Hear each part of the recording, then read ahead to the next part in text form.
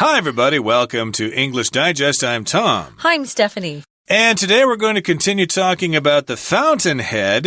That's our featured novel in this month's literature unit.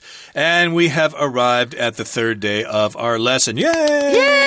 I bet you're all happy about that because next month we're going to move on to a different novel, perhaps one that is not as difficult. But in any case, hey, you might want to tackle this novel yourself. I myself managed to read part of it, so it must not be that difficult to read. No, it's okay. And it's all about something called Objectivism, and this novel was written by Ayn Rand. Now, Objectivism is kind of a philosophical concept, all about the individual over collectivism and communism and altruism and stuff like that. It's not really that common these days. Most modern philosophers kind of reject this, but still she has a cult following of people who think she is spot on with her interpretation of how things work in the world. So, hey, you might agree with some of her ideas, and a lot of her ideas come out in this book, The Fountainhead. Yeah, what I think is important about Ayn Rand is she really has a pretty large mark on philosophy. She put her stamp on philosophy. I think if you want to better understand people's philosophical ideas, their ideals, whether it be socialism, communism, capitalism, I think she's someone that you want to look at so that you feel more educated. It's good to take a look and see what's out there, even if you don't agree with it. Sometimes you need to read other opposing opinions and perceptions so that you can strengthen your own beliefs. So I would suggest taking a look at her and her life. Even if you disagree with her, it's always good to see what's out there. What we're going to do now is going to read through day 3, and then we'll be back.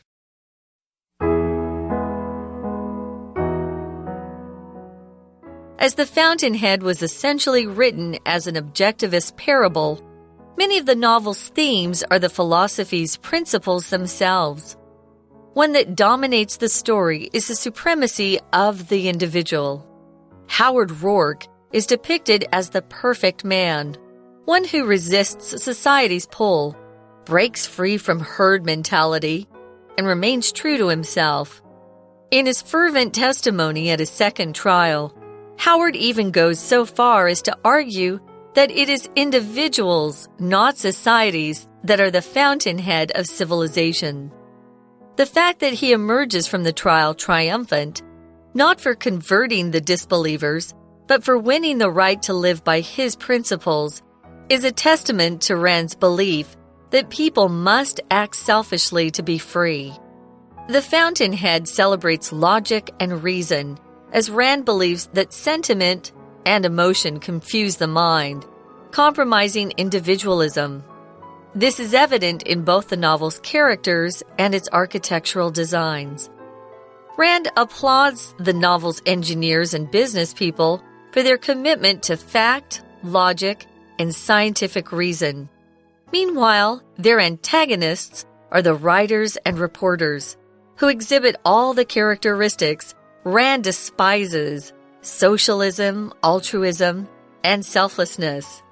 In terms of architecture, Rand believes beauty can be found in clean lines, which is why Howard's designs feature the simplest geometric shapes, while his rivals feature overly ornamental designs.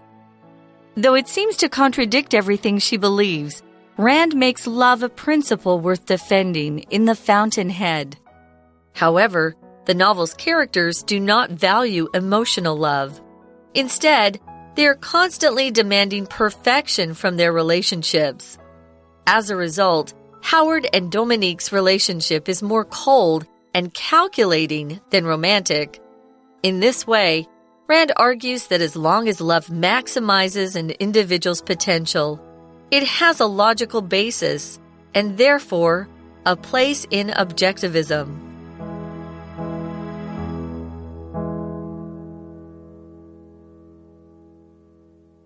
All right, everybody, let's talk about some of the themes and ideas in our featured novel this month, The Fountainhead's Take on Objectivism. Okay, so as The Fountainhead was essentially written as an objectivist parable, many of the novel's themes are the philosophy's principles themselves. So there you go. If you know what the ideas and the themes are, then you'll know what the principles of objectivism are. Okay, so yes, indeed, because the fountainhead was basically written as a parable to objectivism, well, therefore, many of the themes and ideas are the principles themselves. Okay, so let's talk about some of these terms here.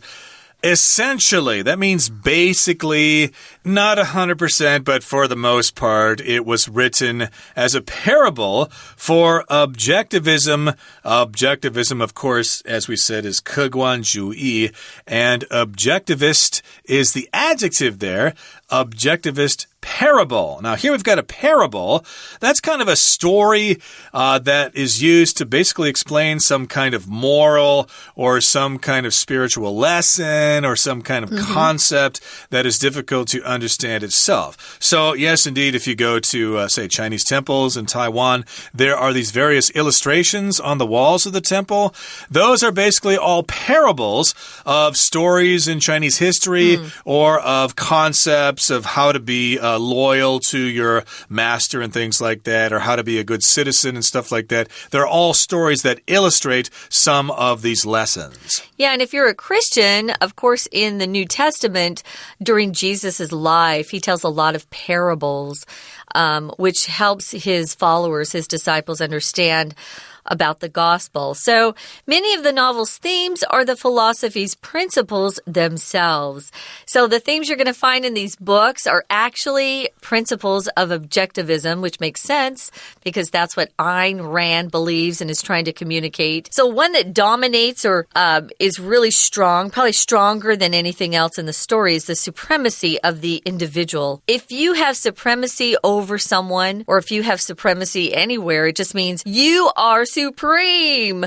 You are the best. You are the most important. You probably have more power than any other person or thing you're talking about. So we've got a person here named Howard Rourke. Remember Howard? He's the person who has to go to a court twice. He's depicted or portrayed or written about as if he's the perfect man. So in her mind, he's the perfect guy. So if you depict somebody, this is how you describe them. You characterize them a certain way. You portray them that way. And he was someone who was able to resist society's pull. Sometimes society wants everyone to do a certain thing. Well, he would always kind of reject that and go his own way. He broke free from herd mentality and he remained true to himself. Indeed. Herd mentality, basically everybody believing what the group should do. Let's just do as everybody else is doing. Let's not rock the boat. Let's not have anybody stick out too far. We're all in this together. We're one big team here. So that's one theme of the novel, his individualism. And of course, he's the perfect man. He resists the pull of society. Hey, you've got to conform, you've got to be like the rest of us. No, I've got to be true to myself. To thine own self, be true. And he has these ideas about simple geometric lines and stuff like that, whereas mainstream architecture at the time liked things to be ornamental with lots of decorations and stuff like that. He rejected that. It says here in his fervent testimony during a second trial, he even goes so far as to argue that it is individuals, not societies, that are the fountainhead of civilization. Fervent just means with a lot of emotion, a lot of passion. He felt very strongly, so you could tell when he was giving his testimony or telling the court what he believed, that he was serious. He wasn't just making this up. He was very fervent, very sincere in what he was saying. If you go so far as to, it just means he went to the great lengths. He did even this to convince them. So it's probably like an extreme that someone's willing to go to. He went so far as to argue or to say that, hey, it's individuals that are the fountainhead or kind of the core, the center of civilization. It's not people. It's not groups of people. It's individuals who've really made or put their mark on civilization. Indeed, and I think we should take this opportunity to explain exactly what a fountainhead is. What the heck is a fountainhead? Yeah. You may have been asking. Well, actually, according to the dictionary, fountainhead is like a small puddle or a pond or something that is the source of a stream, which eventually becomes a river and stuff like that. So I could say that the fountainhead of the Mississippi River is Lake Itasca in Minnesota. That's where the Mississippi River begins. It begins from that very lake there. It's the fountainhead. So I guess you could say that all these individual little ponds eventually flow all together into a big river. So that's the source of civilization. Interesting concept there. You could say it's an original source of something. So that's an interesting concept indeed. The fact that he emerges from the trial triumphant, which means he won. If you're triumphant, you definitely defeated somebody. You won something, maybe some competition. In a trial, you definitely want to be triumphant. You don't want to lose. Not because he was converting the disbelievers. Disbelievers would be the people in that courtroom who were listening. He may have had a jury trial where he had 12 people deciding whether he was guilty or not guilty. It wasn't that he was trying to convert them, but he just wanted to win the right to live by his own principles. And that really sounds like a libertarian point of view right there. He didn't really care about what you want, what you believed. Libertarians just want people to be left alone, to live their own lives. But he did want to win the right to live by his principles. And it says here, This is a testament to Rand's belief that people must act selfishly to be free. A testament is another word for testimony.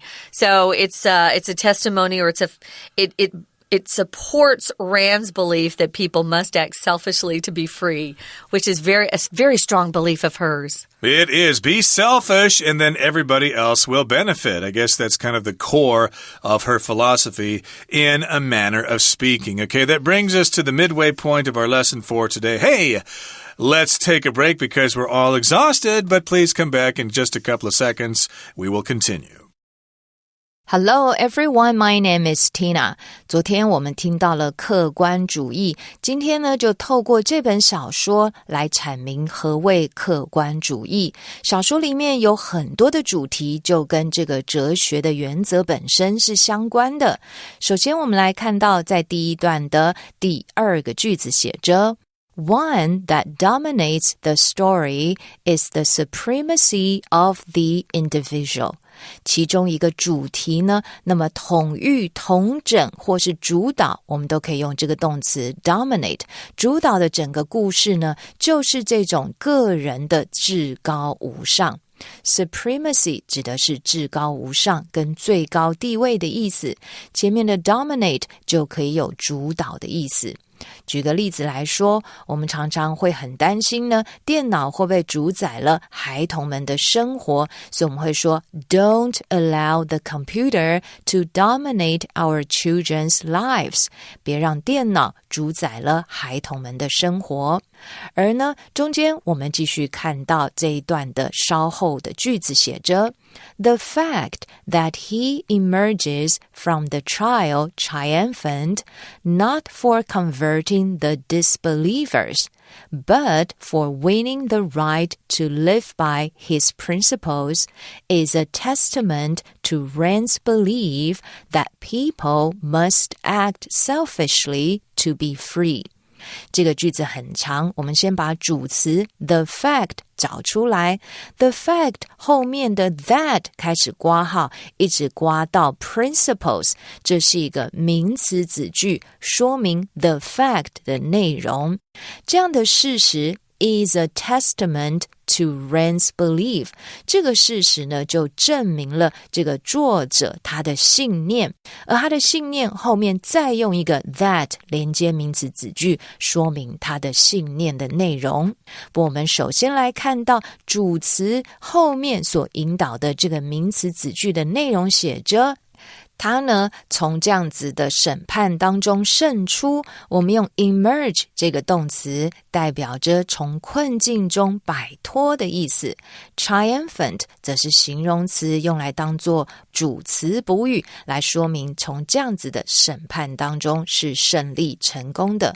那么他之所以会成功 not for but for， 要注意这样子的句型结构，不是因为呢他让这些人呢改变了，而是因为呢他赢得了自己可以依照自己原则来行事的权利。我们来细细的看 converting the disbelievers 指的呢就是改变怀疑者。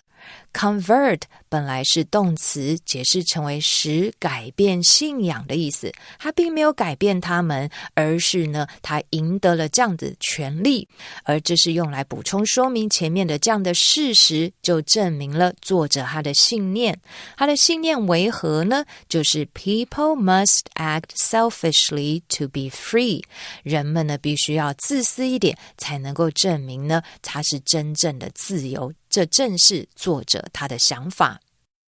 We're going to take a quick break. Stay tuned. We'll be right back.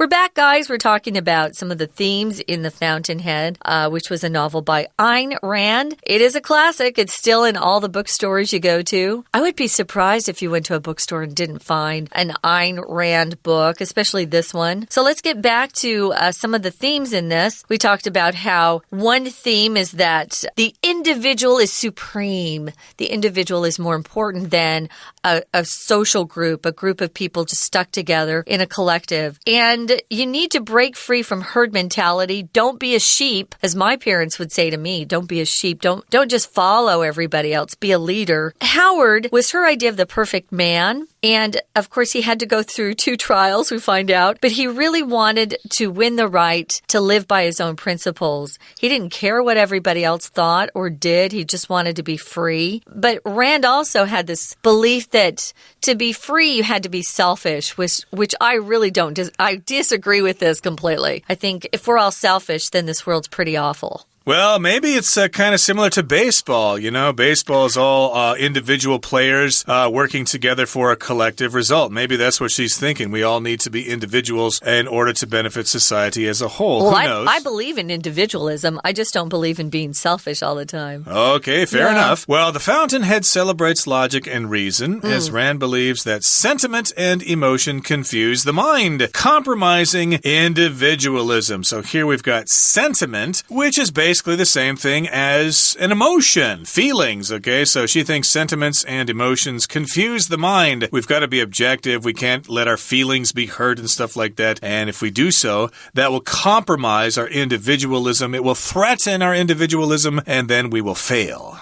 Yeah, one of the guys I like to listen to, his name's Shapiro, but he's got that quote, facts don't care about your feelings. That's kind of similar to this Ayn Rand thing. So it's evident or it's obvious, it's clear. Evident is an adjective, but we often will see that word evidence. That's proof or facts that prove something to be true or false. So it's evident, it's clear in both the novel's characters and its architectural designs. So you even see the way that the buildings are designed, that she believes that too much emotion and it's just not good for anything. Things need to be simple and clear and based on fact and rational thought. So Rand applauds the novel's engineers and business people for their commitment to fact, logic, and scientific reason. If you applaud something, of course, it could be this, right? Yeah. Audiences will applaud at the end of a performance. But if we use it like this, where it's more figurative, it's not literal, she's not actually clapping her hands. It just means she's saying, yeah, good for them. I think what they're doing is great.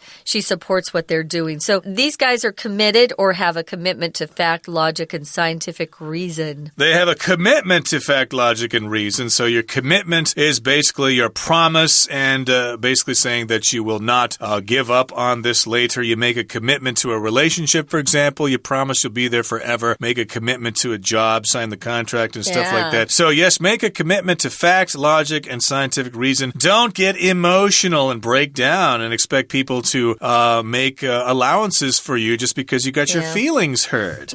And meanwhile, their antagonists are the writers and reporters who exhibit all the characteristics Rand despises: socialism, altruism, and selflessness. Okay, so the antagonists are basically the people who are against the other person. I guess the enemies, your opponent, basically, the writers and reporters, they all like socialism, and she despises socialism. 社会主義, she doesn't like that. Altruism, where we're all in this to help out each other. She thinks that's a bunch of nonsense. And also selflessness. She thinks that people just simply aren't capable of that. We can only be selfish. Now, when you are talking about a movie or a book, you often will have this word antagonist. The antagonist is the person who is actively opposing the protagonist, who is usually the lead in a play, a movie, a book. So this is kind of like the enemy or the adversary. The people she thinks are the antagonists are the writers and reporters because they have all of these characteristics she hates or despises that Tom talked about. In terms of architecture, Rand believes beauty can be found in clean lines. Very simple designs would result in clean lines, and that's why Howard's designs feature really simple geometric shapes like circles, squares, rectangles, while his rivals, the people he's competing against, feature overly ornamental designs or very complicated, detailed designs. Your rival, of course, is a person or maybe a team or a company that you're competing against and you really want to beat them. Indeed. So that's, of course, his rivals. So they're kind of on both sides there. One likes simplicity,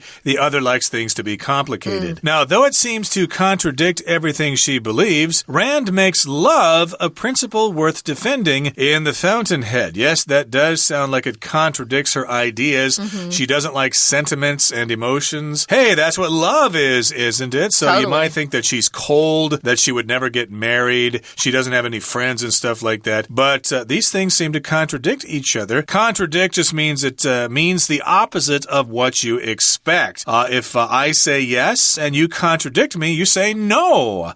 I would like to go have Western food. No, I'm going to contradict you and say we're going to have Chinese food.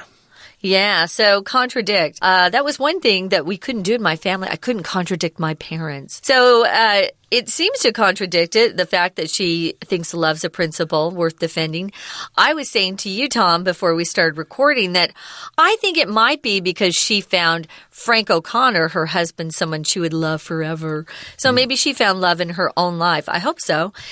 Instead, the characters do not value emotional love. They're constantly demanding perfection in their relationships. And anyone who's been in a relationship knows there is no such thing as a perfect relationship or a perfect boyfriend or girlfriend or spouse. As a result, Howard and Dominique's relationship is more cold and calculating than romantic. Remember, they originally had that affair that Dominique wanted to keep secret. It was described as being passionate, but maybe the fact that they made decisions based on what would be best for their own futures, maybe that made it cold and calculating. If you calculate something in terms of a relationship, it means you don't just go with your heart, or you don't just do what your feelings tell you should do. You think with your brain and you figure out what would help you best. Yeah, it's kind of logical. You know, I'm going to marry a rich guy. I don't really love him, but hey, he's got a lot of money. He's got nice cars. He has wonderful apartments. Yeah. I can have a wonderful life. Calculating to me also means you're kind of manipulating or using the person as well. So yes, maybe they're just using each other. If I marry him, I can get this. And if he marries me, well, okay, it's kind of an exchange. So it's more like a business partnership rather than a romantic relationship. And in this way, Rand Rand argues that as long as love maximizes an individual's potential, it has a logical basis and therefore a place in objectivism. So it does sound like she sort of doesn't think that getting married and stuff is all about love. It's about practicality, okay? It can maximize the individual's potential. It will improve your life. It will improve mine. Again, it's basically just like a cold business deal. Yeah, kind of very unromantic, I must say. Well, we're going to take one more listen to our Chinese teacher, and then we'll be back to wrap this all up. 接着我们来看到第二段的第一个句子写着 The fountainhead celebrates logic and reason, as Rand believes that sentiment and emotion confuse the mind, compromising individualism.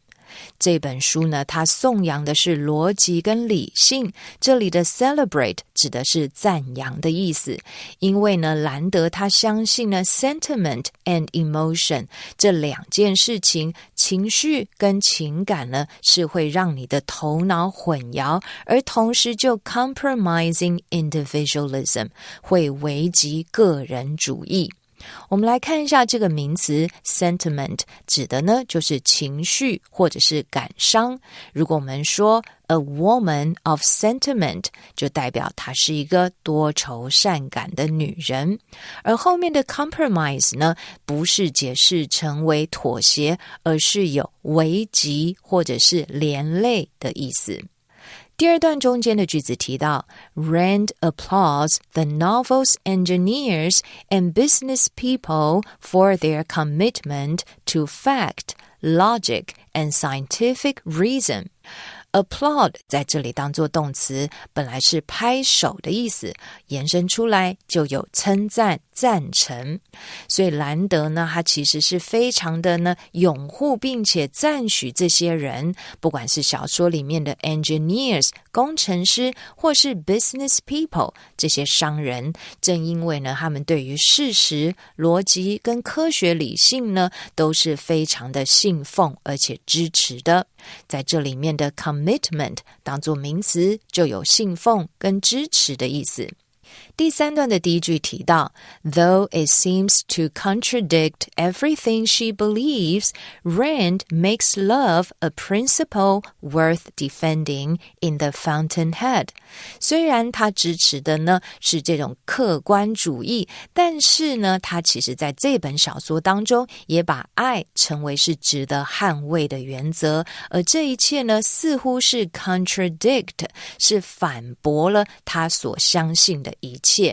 但是我们看到这一段的最后一句提到 In this way, Rand argues that as long as love maximizes an individual's potential, it has a logical basis and therefore a place in objectivism. 其实呢，他认为只要爱能够使一个人的潜能最大化 maximize， 那么爱就有一个合理的基础，所以他也可以在客观主义中占有一席之地。OK， 以上就是今天的课文讲解，谢谢收听。Okay, everybody, we have reached the end of today's lesson. And we've also reached the end of our literature unit for this month. Boy, we had a great time. I can hardly wait until we cover some kind of work of literature in our program next time. Cool. Okay, so please wait with great anticipation. We'll see you then. From all of us here at English Digest, I'm Tom. I'm Stephanie. Goodbye. Bye.